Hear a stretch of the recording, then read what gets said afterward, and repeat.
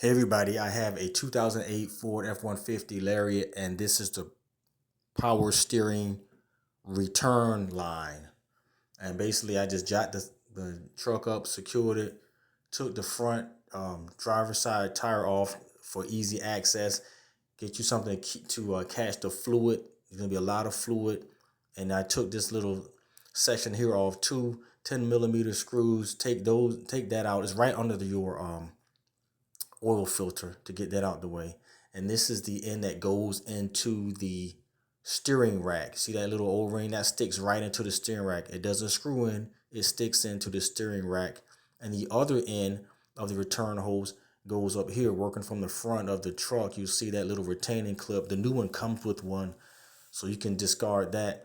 Now with the wheel off, it's kind of hard to record, but basically that's where the hoses go into the steering rack.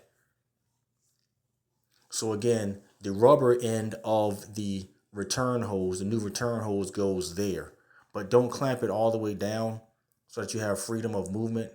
But again, so this is where the hoses go into the steering rack. See this silver shiny part? That's the one I replaced. That's the return hose. It just sticks in there. There's a 10mm bolt as well. You have to take that 10mm bolt out so that you can pull out the pressure hose, which is attached to the plate. The plate keeps everything in place. So when you tighten down the 10mm bolt, the plate keeps everything snug. Now you see that's the pressure hose. And you see how it kind of sits in there along with the plate. And then the plate kind of grabs the return hose. And as you tighten the 10mm bolt back in, it just keeps everything in there snug. So the first thing you have to do is take out the 10mm bolt, and then you pull out the pressure hose.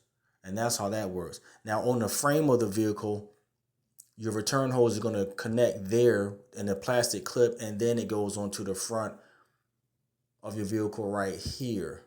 And then once you snake it through, you can put your retaining clip in place. So again, notice how their pressure line is out now, and now is in. And notice how the plate is connected to the pressure line.